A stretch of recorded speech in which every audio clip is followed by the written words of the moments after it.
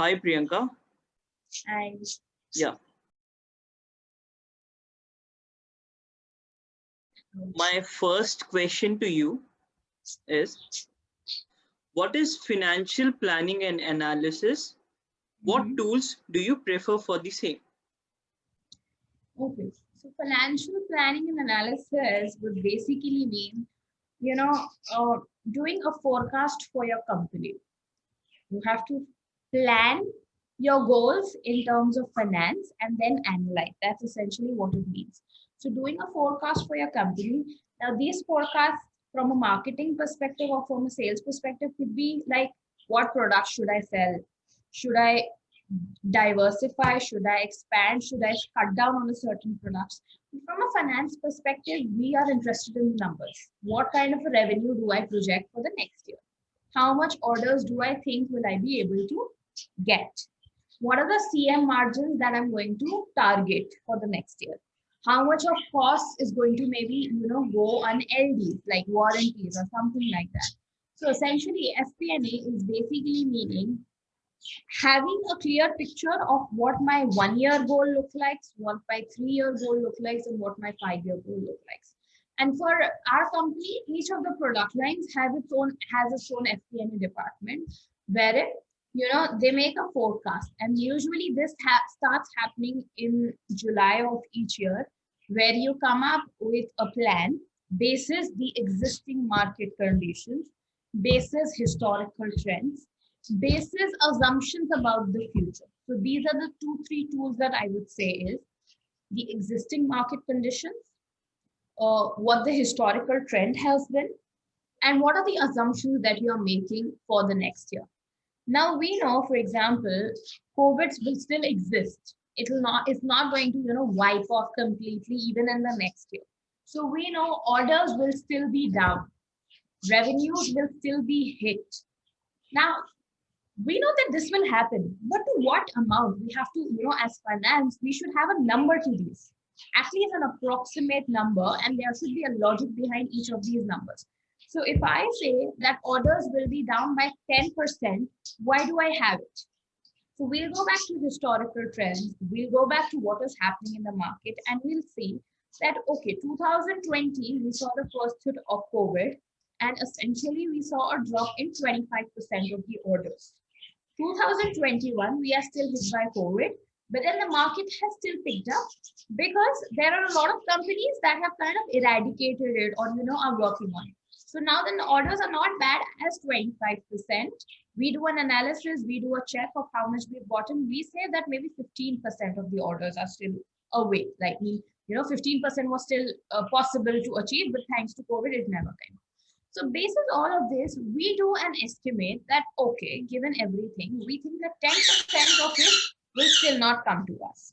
Now this 10%, we usually come up with two estimates, good and bad.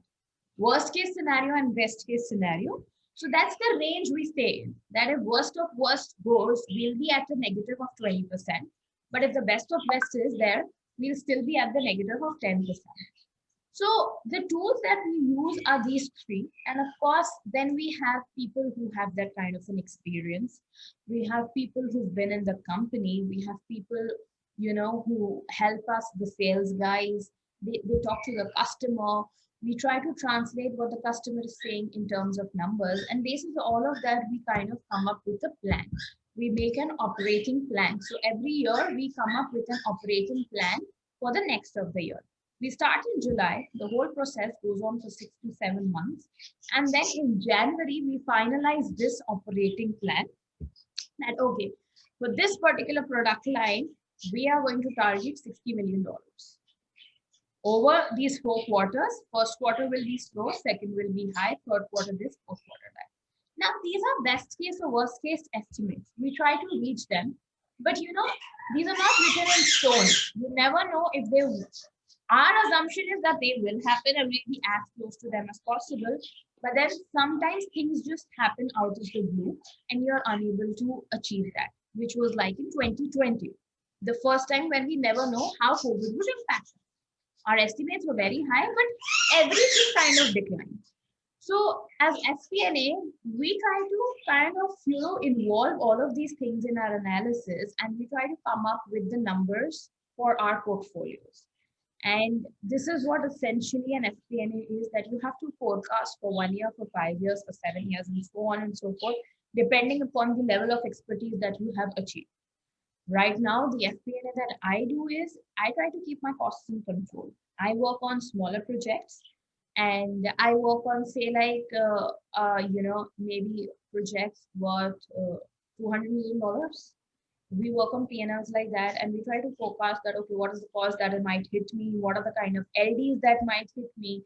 And basis that we do that kind. But once you keep progressing, you'll do it at a larger scale.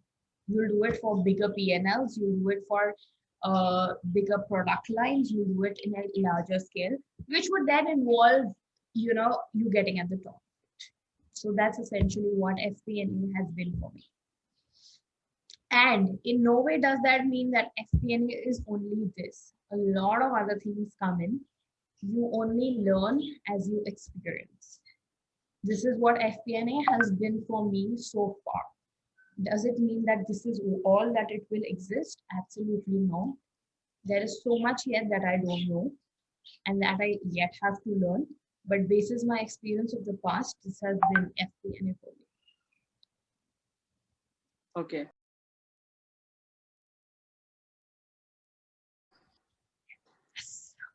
So you have been very closely working with the CFO. Mm-hmm. What strategic insights do you infer from your work with the CFO? Okay. So fortunately, what happened was my assignment leader in the first rotation, while I was still in the first rotation, my assignment leader, he was a product line head. And then things happened, I guess, in his favor or my favor, I don't know. He got promoted to being the CFO of the India business. So in my first rotation, as well as the third rotation, which I'm currently in, my assignment leader is the CFO of the company.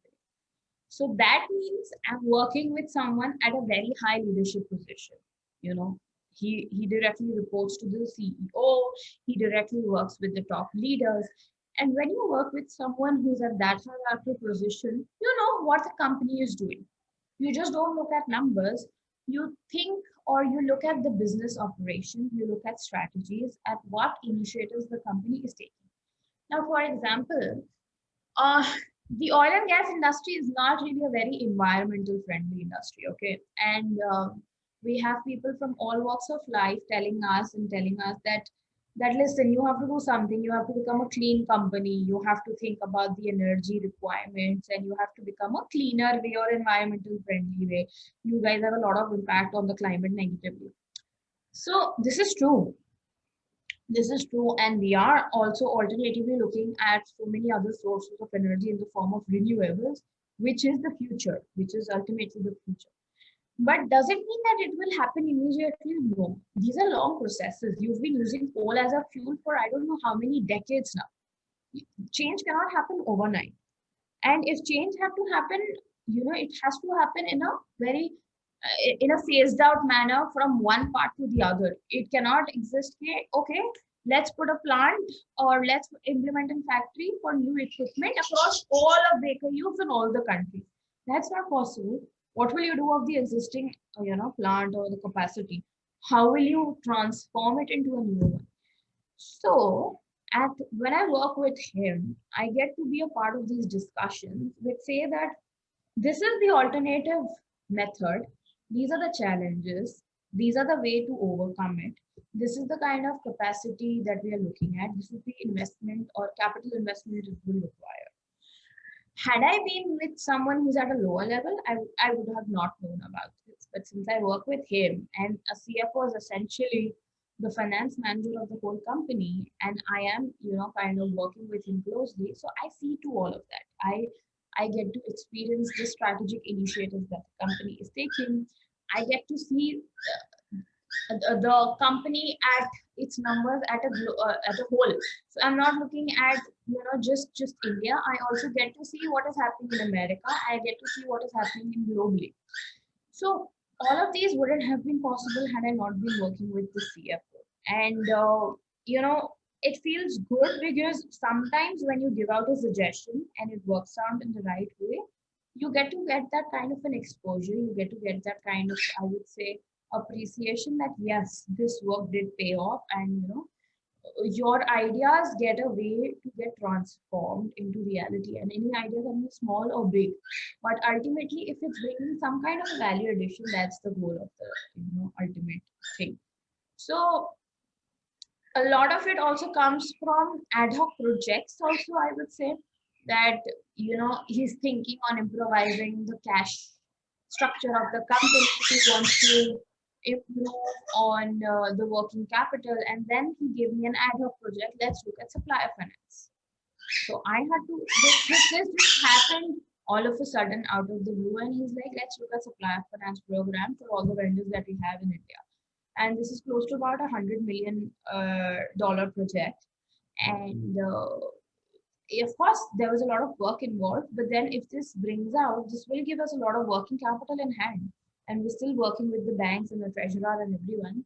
But as a requirement, it is that you get to get a lot of ad hoc projects, which can ultimately add a lot of value to the company and the P&L. And you get to experience that. You get to work on it. You get to analyze so many different things, and you get that kind of an experience or an exposure.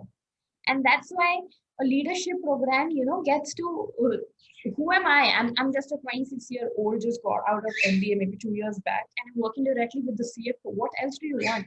Not everyone gets that opportunity. And I'm not the CFO of any small startup. I'm the CFO of a huge company. I'm working with the CFO of a huge company. So that itself, is like a matter of pride, but then also a lot of expectations, a lot of hard work that goes into, being able to fulfill expectations, but then a lot of good learning also.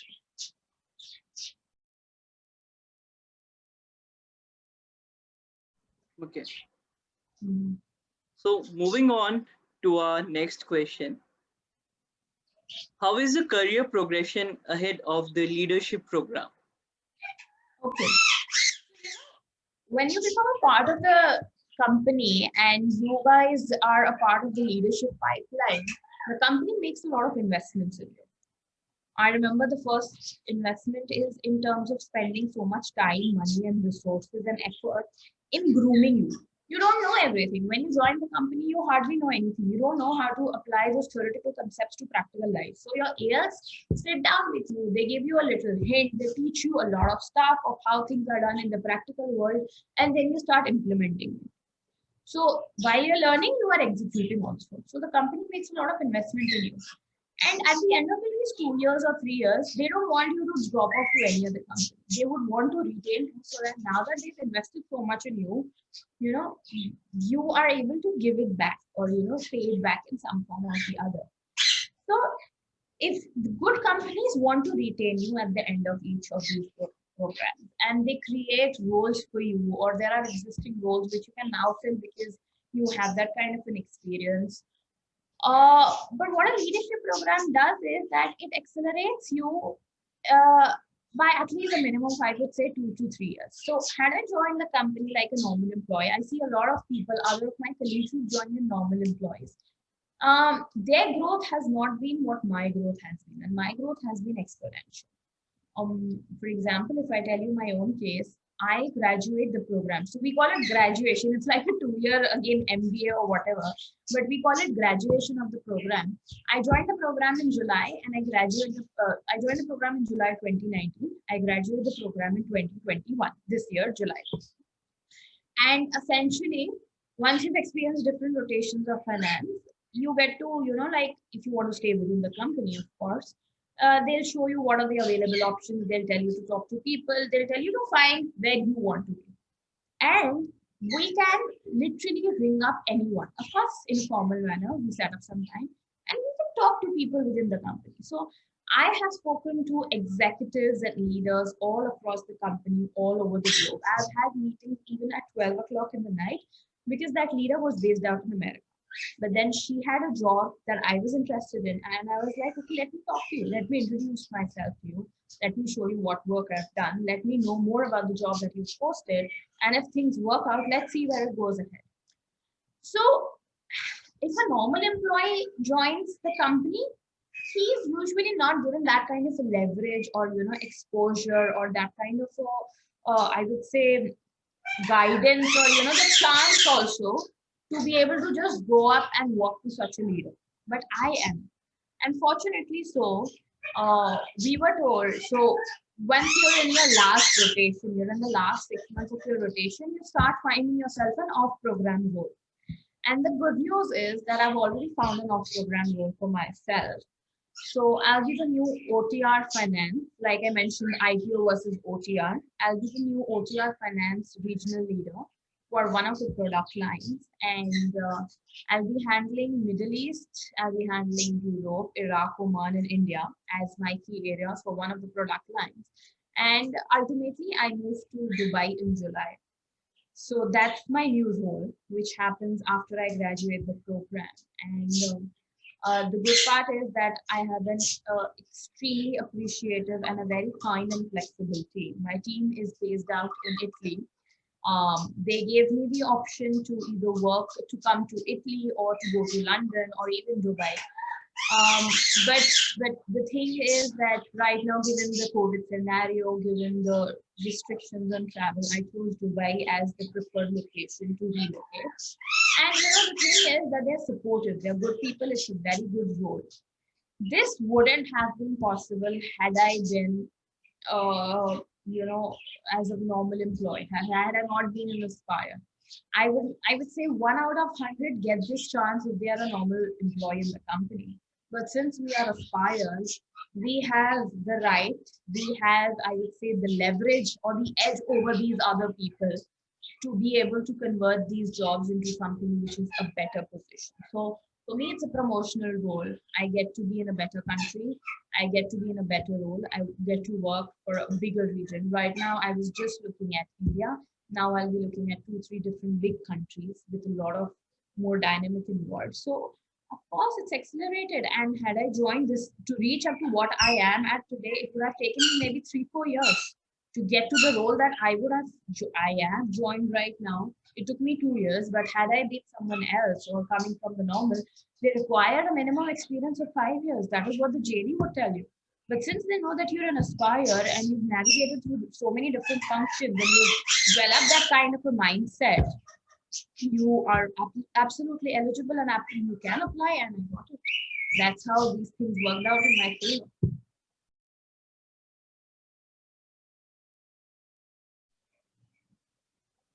Okay. So moving on to our next question. What was your motivation behind choosing a career in this field?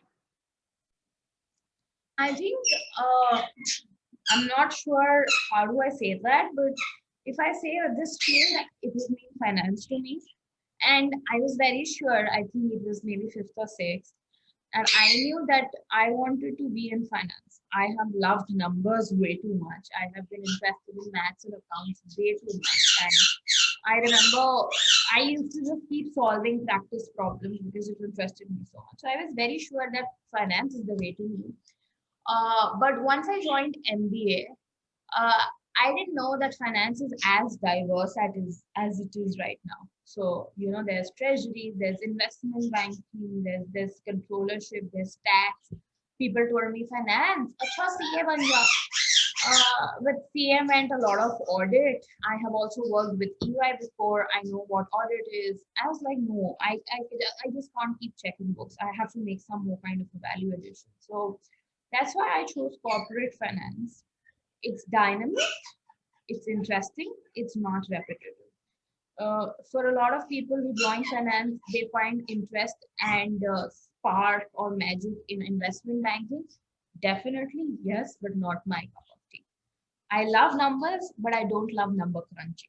There's a difference. So that's why corporate finance, more dynamic, not dry finance. Essentially, it involves a lot of strategy making. It involves a lot of business development. You have to understand operations. So I think it's more dynamic in nature. And the good part is that corporate finance is so wide and diverse that there are so many things which you can keep exploring throughout your career. Right now, I'm doing OTR. Maybe few years down the line, I'll do ITO. Then maybe few years after that, I might become, say, what, like a CFO or anything for that matter. The good part is that you get to experience FP&A, you get to experience tax, you get to do a little bit of audit also because that's the statutory requirement. You look at the accounting policies of the company, and then with experience, you kind of have the ability to even redesign those accounting policies given the newer requirements. So I would suggest that finance is always there in my mind, but corporate finance happened to me when I was while I was in EY and I knew audit is not working out for me. So that's when I did an MBA and I was introduced to this wider world of finance, and I was then very sure that IB, no, investment banking is not my cup of tea. Then while I was in Baker, I knew supply chain is not my cup of tea. And that's how you learn, that's how you grow. So for now, I know corporate finance is what it interests me. Why? It has a lot of diversity to it. And you have the ability or the flexibility to keep moving through all of it. You don't have to be static. You can stay in a role for 2, 3 years and then move out to a completely different role because they are all interrelated. So that's how it works for me.